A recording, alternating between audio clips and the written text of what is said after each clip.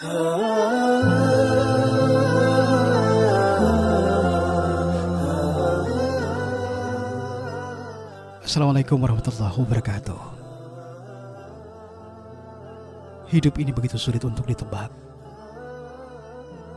Kadang kita lagi bahagia-bahagianya, semenit kemudian bisa berubah seketika menjadi sedih. Atau sebaliknya, kadang lagi sedih-sedihnya, semenit kemudian bisa jadi berubah menjadi senyum bahagia. Namun sebagai seorang hamba, apapun kondisinya, sudah sepatutnya kita mensyukurinya. Namaku Sartika. Sejak usia 3 tahun aku ditinggal pergi oleh ayah. Beliau meninggal karena sakit yang tak terdeteksi oleh dokter. Pagi demam, malamnya berpulang. Saat itu aku belum terlalu memahami itu, sehingga aku belum merasakan kehilangan seutuhnya. Sementara ibu memilih untuk tidak menikah lagi setelah kepergian almarhum ayah. Kami berdua melewati hidup bersama-sama. Ya, hanya aku dan ibu. Aku bangga memiliki seorang ibu. Betapa tidak. Banyak lelaki-lelaki yang ingin mendekati beliau, bahkan ingin mempersuntingnya. Namun beliau tidak pernah menggubrisnya. Katanya susah melupakan ayahku. Dan telah ada janji di antara mereka berdua yang tak ku mengerti sama sekali. Yang pasti ibu ingin selalu memprioritaskan kebahagiaanku, anak sematawayangnya. Dan aku pun menyerahkan segalanya pada ibu.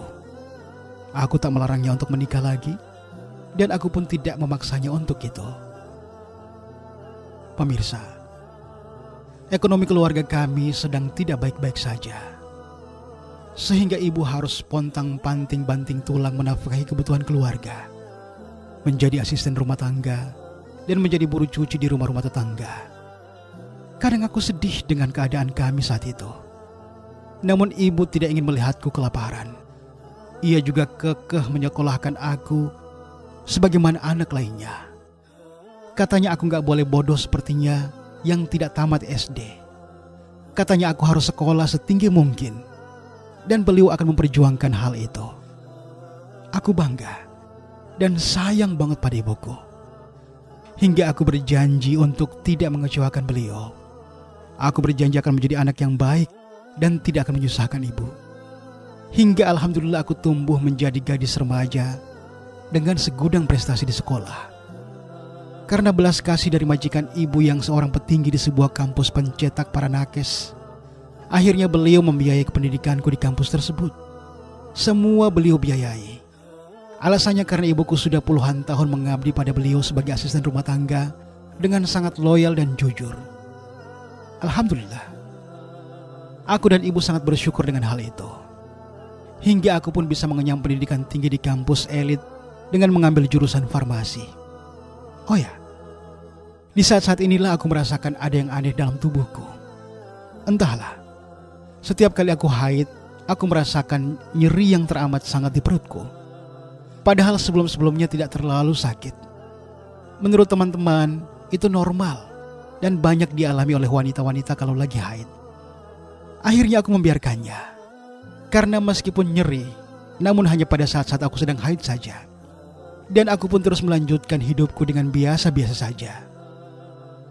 Hingga akhir November 2021, aku dilamar oleh seorang pria asal Manado.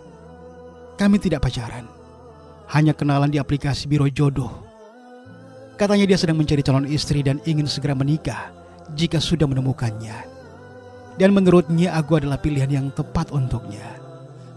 Oh ya, jujur aku tidak mau lagi pacaran karena sudah berulang-ulang kali dipatahkan oleh lelaki-lelaki buaya. Dan aku trauma menjalin hubungan dengan status pacaran. Aku ingin langsung menikah jika ada lelaki yang cocok untukku. Tak perlu kaya, yang penting soleh dan mau bertanggung jawab. Hingga akhirnya kami berdua janjian untuk ketemuan. Namanya Kurniawan, Mas Kurni, aku memanggilnya. Beliau dengan seriusnya datang jauh-jauh dari Manado karena ingin ta'aruf denganku dan keluargaku. Dan alhamdulillah kesan pertama bertemu dengan beliau, aku merasa beliau sangat serius dengan niatnya untuk memperistri diriku. Aku dan ibu mempertanyakan segala hal tentangnya dan keluarganya. Dan dengan sangat terbuka beliau mempresentasikan segalanya. Hingga tanpa kuduga sama sekali, di pertemuan kedua kami, Mas Kurni mengajak serta orang tuanya dan adik-adiknya untuk melamarku. Ya Allah, aku sangat bahagia dan gembira saat itu. Aku sangat tersanjung. Ternyata di aplikasi Biro Jodoh itu kutemukan pelabuhan hatiku yang begitu tulus menerimaku apa adanya, termasuk menerima keluargaku. Dan semuanya begitu cepat terjadi. Allah memudahkan segalanya, dan pada tanggal 2 Desember 2021 kemarin, akhirnya kami melangsungkan pernikahan dengan sangat meriah di kampungku di Palu. Masya Allah, aku tidak menyangka akhirnya bisa menikah dengan lelaki idamanku setelah berulang kali kecewa dan patah oleh lelaki-lelaki buaya yang dulu ku kenal. Hingga akhirnya peristiwa memilukan itu terjadi. 2 minggu setelah menikah, ketika aku diboyong ke Manado oleh suamiku, aku mengalami pendarahan hebat saat itu. Aku tak tahu apa sebabnya. Yang jelas haidku masih lancar saja. Meski memang setiap datang haid perutku kurasakan nyeri yang memang teramat nyeri. Oleh suamiku aku diminta untuk check up ke dokter tentang hal itu. Kami langsung ke rumah sakit elit di sana.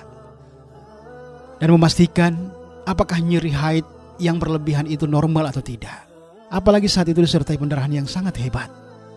Aku pikir mungkin aku hamil tanpa sepengetahuanku, sehingga mengalami keguguran dan bisa terjadi pendarahan hebat seperti itu. Namun alangkah hancurnya aku ketika dokter menyampaikan hasil diagnosa padaku dan suamiku kala itu. Bu Sartika, maaf, apakah ibu sudah lama merasakan hal ini? Apakah sudah pernah diperiksakan ke dokter sebelumnya? Karena setelah kami melakukan check up secara menyeluruh, Ibu Sartika ternyata, ujar dokter Yusnita sedikit terbata. Saya sakit apa, dok? Apa berbahaya? Tanyaku panik. Beberapa saat dokter Yusnita memandangi aku dan suamiku. Istri saya sakit apa, dok? Tanya suamiku menimpali. Maaf Bu Sartika, Pak, jujur saya berat untuk menyampaikan hal ini, tetapi saya harus menyampaikannya. Ibu Sartika dan Bapak mohon bersabar jika mendengar informasi ini. Begini Bu, Pak, setelah kami mengadakan beberapa kali pemeriksaan dengan cukup ketat dan hati-hati, ternyata hasilnya cukup mencengangkan. Karena Ibu Sartika mengidap kanker dinding rahim stadium 3. Ujar dokter Yusnita dengan wajah sedihnya. Mendengar hal itu aku merasakan langit seolah mau runtuh. Air mataku langsung menderas. Suamiku memegang pundakku dengan memotivasi aku untuk selalu bersabar dengan hal itu. Ya Rob, ujian apa ini ya Allah? Aku baru saja menikah dan harus mendengar kabar ini. Aku menangis histeris saat itu. Namun suamiku dengan sabar menguatkan aku. Jadi bagaimana, dok? Tanya suamiku dengan wajah sedih dan cemas. Begini Pak, Bu, kami sangat menyarankan agar Ibu Sartika segera dilakukan operasi pengangkatan rahim. Ini solusi yang paling mungkin, karena kanker ini sudah stadium 3. Ujar dokter menjelaskan. Dan air mataku semakin tak bisa kubendung lagi. Aku merasakan betapa hancurnya hatiku. Apalagi melihat wajah lelaki yang baru saja menikahiku. Ya Allah, terlalu berat ujian ini menimpaku. Mengapa kesedihan ini datang justru pada saat aku baru merasakan kebahagiaan atas pernikahan yang aku impi-impikan selama ini? Setelah pulang dari rumah sakit, aku jadi murung.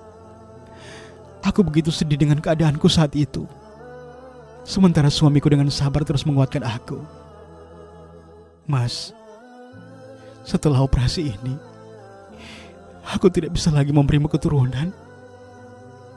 Padahal kita baru saja menikah, Mas. Maafkan aku. Maafkan aku, Mas. Ujarku terseduh. Dek, gak usah pikirkan dulu ke sana. Yang penting kau sehat dulu. Itu paling penting. Jawab suamiku lembut. Tapi Mas, kita gak akan pernah punya anak. Aku gak akan bisa lagi memberimu keturunan, Mas. Bagaimana dengan keluargamu yang begitu merindukan sosok cucu dari kita? Sementara kondisiku seperti ini, Mas. Ujarku dengan kesedihan yang mendalam. Sabar, Dek. Insya Allah semua ada jalan keluarnya. Lagian kan ayah dan ibuku sudah punya 6 cucu dari kakak-kakakku. Jadi kemungkinan mereka akan mengerti kok. Mas juga akan pelan-pelan bicara dan sampaikan hal ini pada mereka. Dan kau kan tahu juga, orang tua dan keluargaku sangat menyayangi kamu. Insya Allah kami semua siap menerima kondisi terburuk apapun yang menimpamu saat ini. Kau tenang ya. Kau juga harus sabar dan harus kuat. Jawab suamiku menguatkan aku. Terima kasih Mas. Terima kasih. Terima kasih sudah mau memahami keadaanku saat ini. Dan jika pun nanti kau merindukan buah hati, aku ikhlas melepas menikah dengan wanita lain Mas. Aku ikhlas. Ujarku pilu. Apa-apaan sih kamu dek? Jangan ngomong gitu. Yang terpenting sekarang kau harus sembuh dulu. Dan insya Allah kita akan melewati ini bersama-sama. Oke? Ujar Mas Kurni sambil memelukku dan masih terus menguatkan aku. Terima kasih Mas. Terima kasih. Doakan semoga aku kuat melewati semua ini. Terima kasih sekali lagi. Ujarku dengan air mata yang mulai menteras dalam pelukan suamiku. Pemirsa, pada saat surat ini kutulis, tepat tanggal 5 Januari 2022, dan dokter menjadwalkan operasiku pada tanggal 12 Januari 2022 nanti. Doakan aku ya teman-teman. Semoga aku kuat menghadapi semua ini. Dan semoga rumah tanggaku senantiasa dijaga oleh Allah. Aku juga mendoakan semoga kalian tidak akan mengalami apa yang aku alami saat ini. Amin. Wassalamualaikum warahmatullahi wabarakatuh.